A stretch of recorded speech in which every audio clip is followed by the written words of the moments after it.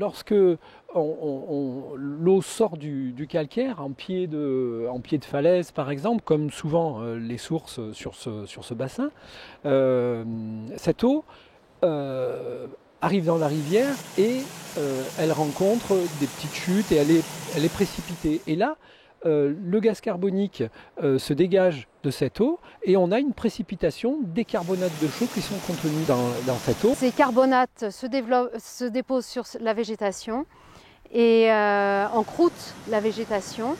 Une nouvelle végétation se développe et de nouveau elle est encroûtée et petit à petit ça constitue une roche. Cette roche est appelée tuf ou travertin, voilà, selon sa densité. Et c'est vraiment superbe, quoi. Ça donne des paysages à l'intérieur du cours d'eau. On peut vraiment utiliser le terme paysage qui est vraiment superbe. Voilà, avec des fougères comme on peut voir à proximité d'ailleurs là. Cette végétation est constituée de fougères, de bryophytes, ce sont des mousses et des hépatiques, qui se développent au niveau des cascades, au niveau des sources. Et puis on a également des cyanobactéries qui se développent sur le fond du cours d'eau, à la faveur donc de petits rapides et de zones d'affleurement rocheux. Et si on conserve des embâcles dans le cours d'eau, petit à petit se constitue un véritable barrage qui peut arriver jusqu'à 47 mètres de haut, comme la cascade de Sian.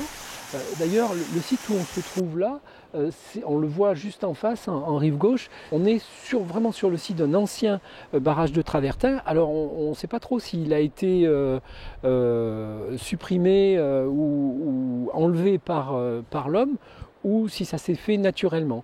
En tout cas, on est sur un verrou et à un moment, il y a eu un barrage de travertin, on le retrouve sur les cartes géologiques, et c'est ce qui a formé toute cette plaine de Carcès qui, à une époque, était très certainement un marais. On retrouve des écrits, on avait un grand marécage. Les responsables, ce sont les barrages de travertin qui sont en partie haute, qui débutent dès la sortie de la source, modifient le profil en long du cours d'eau et créent donc des zones d'accumulation des sédiments, etc.